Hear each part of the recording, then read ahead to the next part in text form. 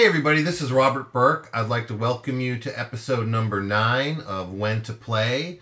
And today we're going to be looking at a heavy game, both figuratively and literally, and it is called Mage Knight. So, Mage Knight has a lot in it, and it is not a game that should be approached lightly. Mage Knight is a long game. So, if you are one of those kinds of players who don't like to play games longer than an hour, or don't like to play games longer than 2 hours, or even don't like to play games longer than 3 hours, then you should probably take Mage Knight off of your want list. This game is an investment in your time, both to learn it, and every time you play it, it is going to be an investment in time. This game takes a long time to play. So just make sure you understand that. The game it's a fantasy themed game, as you can tell from the box. I know Mage Knight goes way back. It was a miniatures game, and this is a board game kind of version of that. And with the game, you get 4 miniatures, which are really great. You get these different hero miniatures, and they are pre-painted, so you don't have to paint them. So that's a good thing. So when you're looking at the price of this game, it's probably over $70, maybe $70. You get this game. Just keep that in mind. You are going to get hand-painted miniatures with it, and you're also going to get some city castles. These are going to mark cities when you play the game, and it's got a little click wheel where you can set the strength or the size of the city on there. It's also got a bunch of little plastic mana tokens. Mana, there's going to be different ways to collect mana through the use of spells by different areas you go on the map. And this mana will help make your spells and help make your actions more powerful. So one of the classes, one of the heroes in here, which is actually like kind of like a dragon.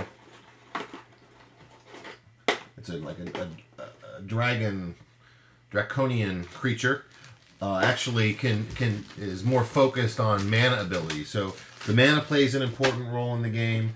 The tiles are hex based, so each tile is going to have 7 hexes on it, and each hex in there has a different terrain type. So one thing I do really like about a Mage Knight is there is different terrain type, and different terrain type costs less or more movement points depending on what kind of terrain it is. So that makes a lot of sense. But even more, the game plays in phases between day and night. And at night, for example, the desert is easier to move through, right? Because it's cooler. It costs 3 movement to move through the desert at night. But during the day, it costs 5.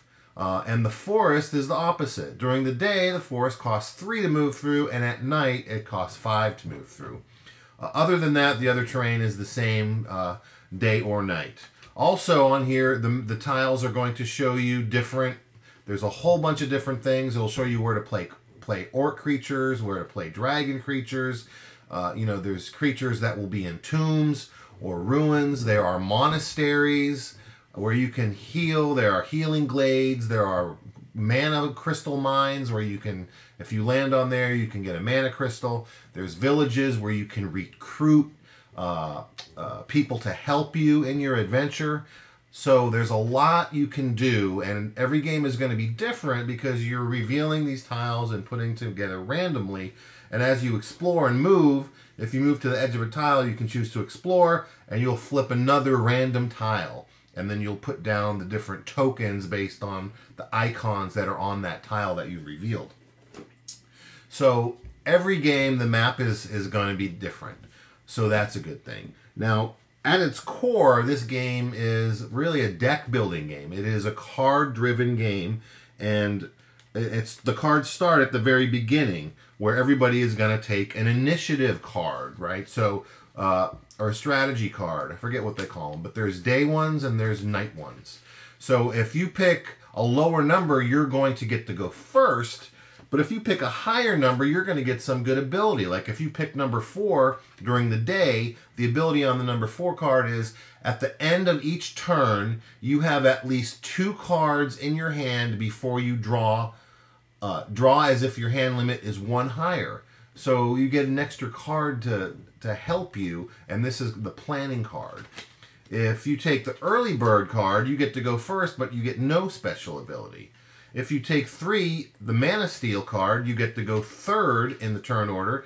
But when you take this tactic, it's a tactic card, take 1 mana die of a basic color from the source and put it on this card. You can use the mana on any of your turns this day. If you do, re-roll it at the end of the turn and return it to the source.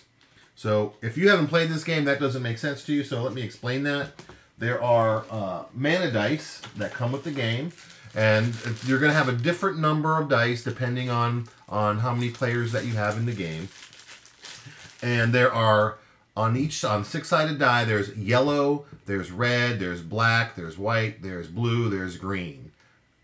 All right, so you're going to roll these die, and you're going to be able to use the mana that are in the source. It's a pool common to all the players to power your spells or your cards that you have. Like, for example, if this was in my hand, this is Crystal Mastery. And all the cards are like this. So this card lets you gain a crystal to your inventory of the same color as a crystal that you already own. Or if I power it with blue mana, I could take this mana die from the source and power it. I would put it right on the card like that to show I've used it. And then at the end of your turn, any crystals you have spent this turn are returned to your inventory. So you get them back. So you're going to have a card that represents your player, and you can level up as you gain experience.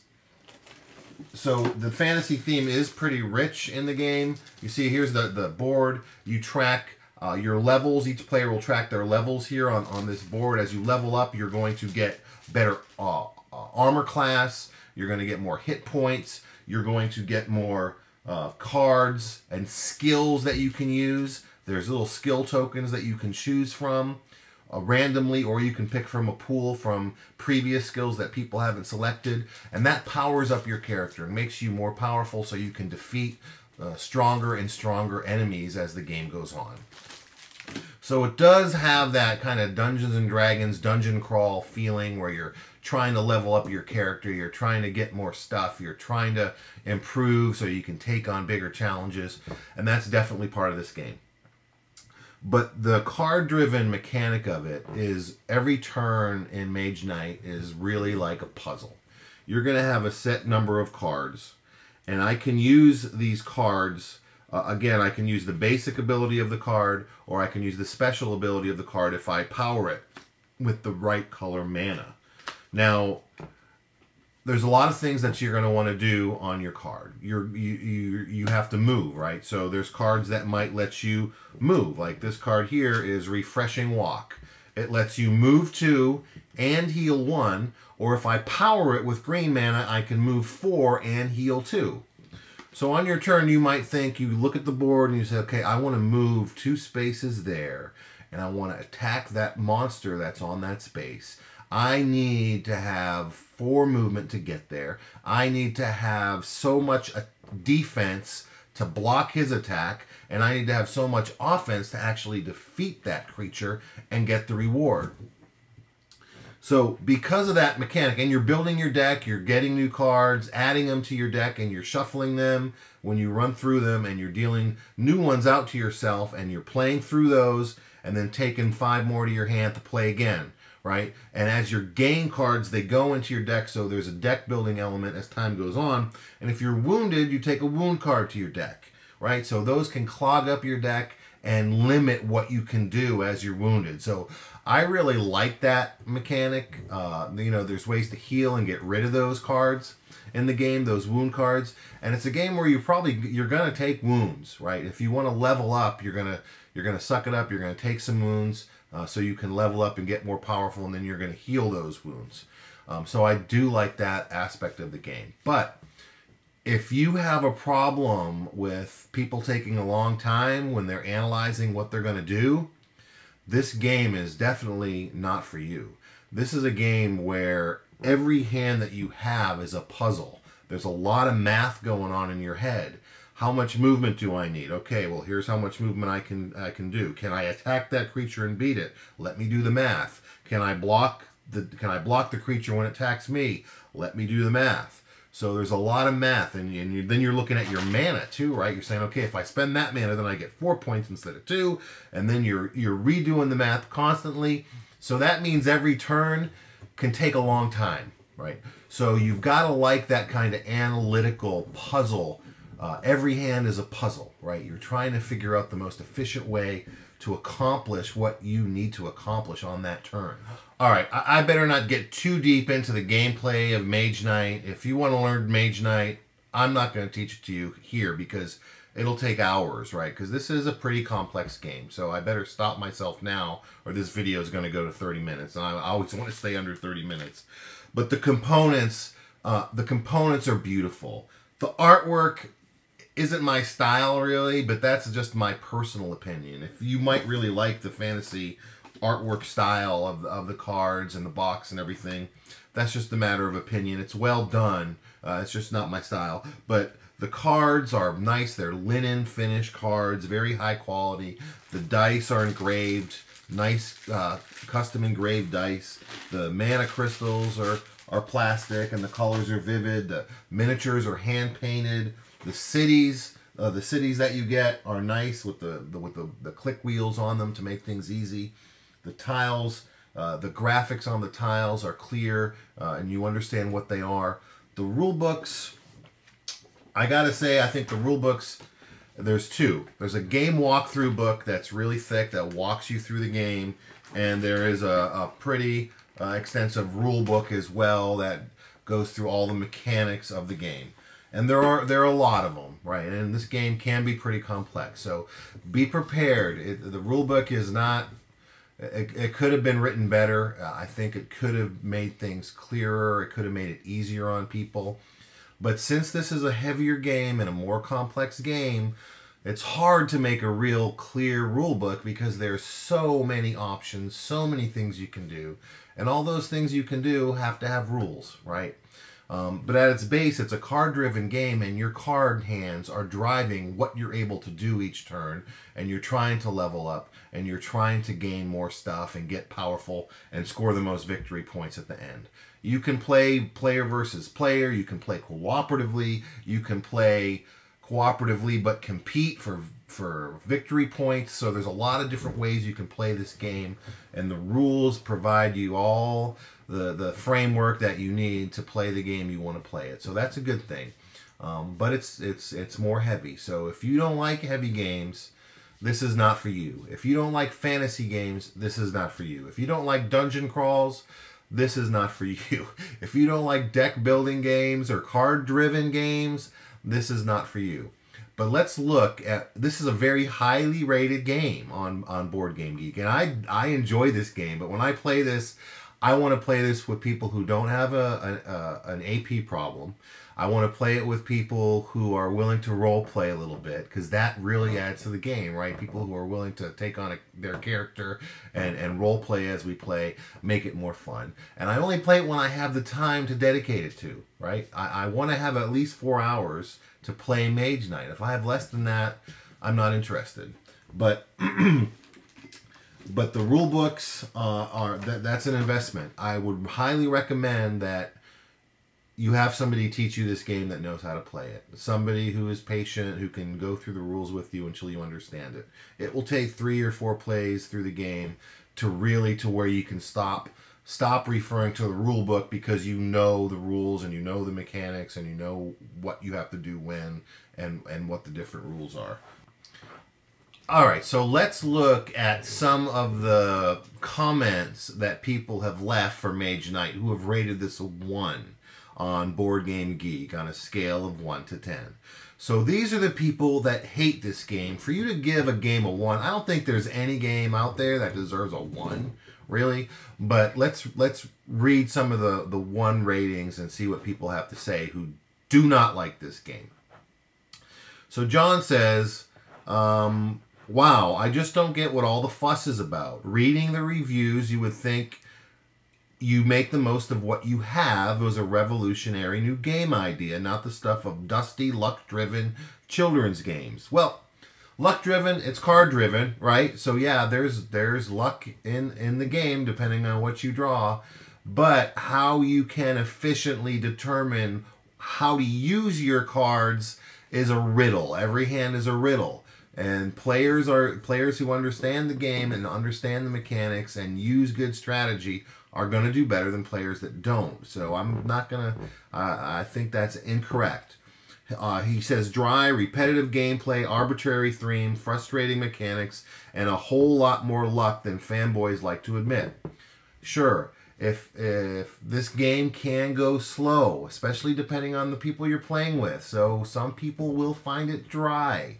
If you like a fantasy theme, if you like building up your character, if you don't mind really analyzing your moves to position yourself to do well, then this is a game that's probably going to go slow for you, that you're not going to like. But that's John's opinion, right? That doesn't mean that, you know, obviously if that was true, then everybody would agree with that. And they don't. There's people that love this game. It's ranked number 9. It is number 9 out of the thousands and thousands of games on Board Game Geek. He also says, definitely not an adventure game, as I understand the term, and not a very good deck builder either. Again, that's his opinion. The foundation for a good fantasy dungeon crawl game is here. It's up to you how you bring that out, right? Like I said, if you're willing to role play a little bit with this game, it's a much better experience. So that's what John said. Let's read another one here.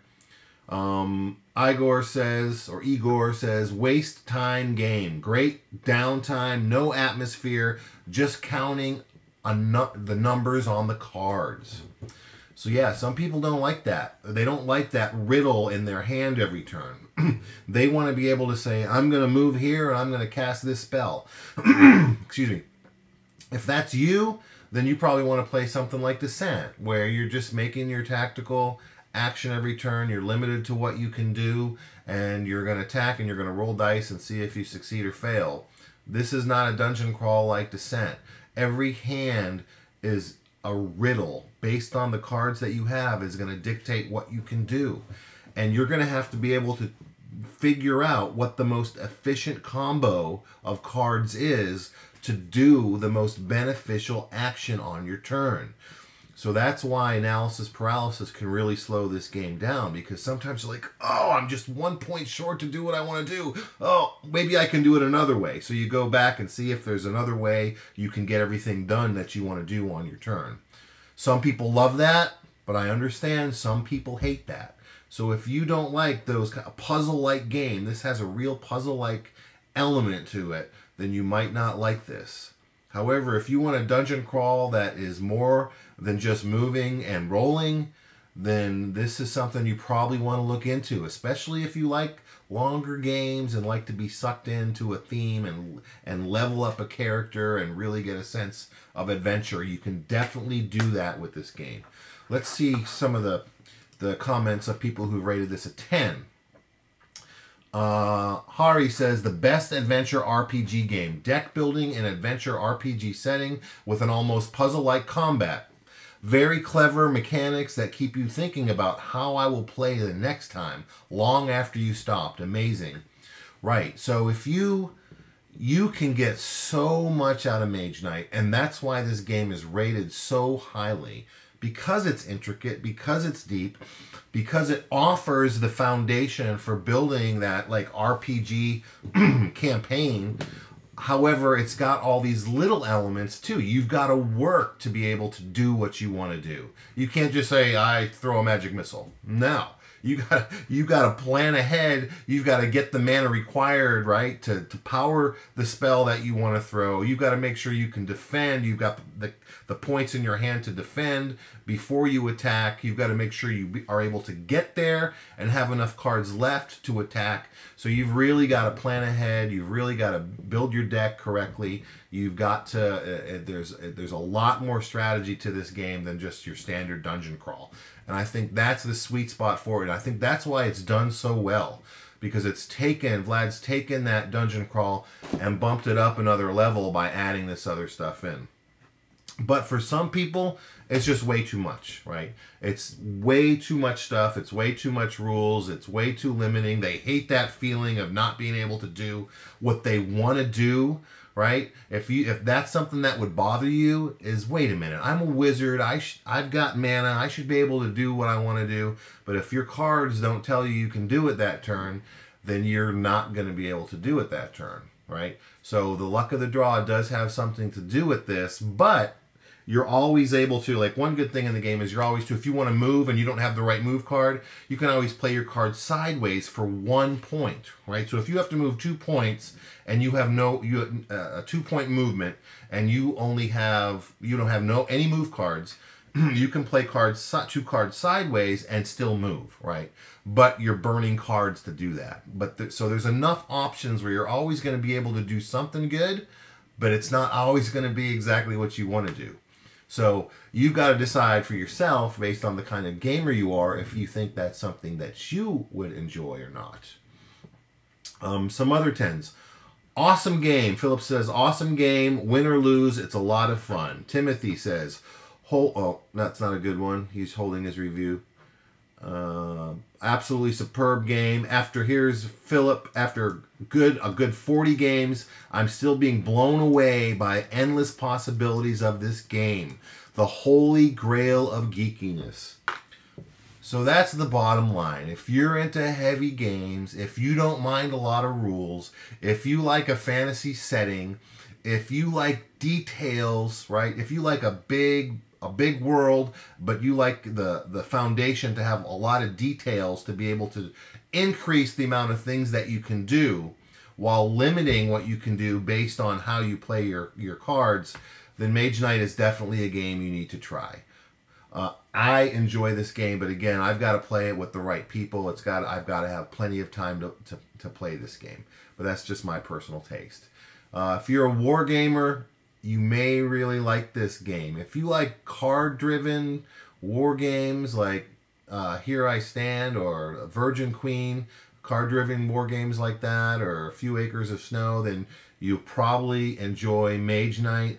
If you like a fantasy theme, if a fantasy theme turns you off, then you're not going to like Mage Knight. It is just filled to the brim with a fantasy theme.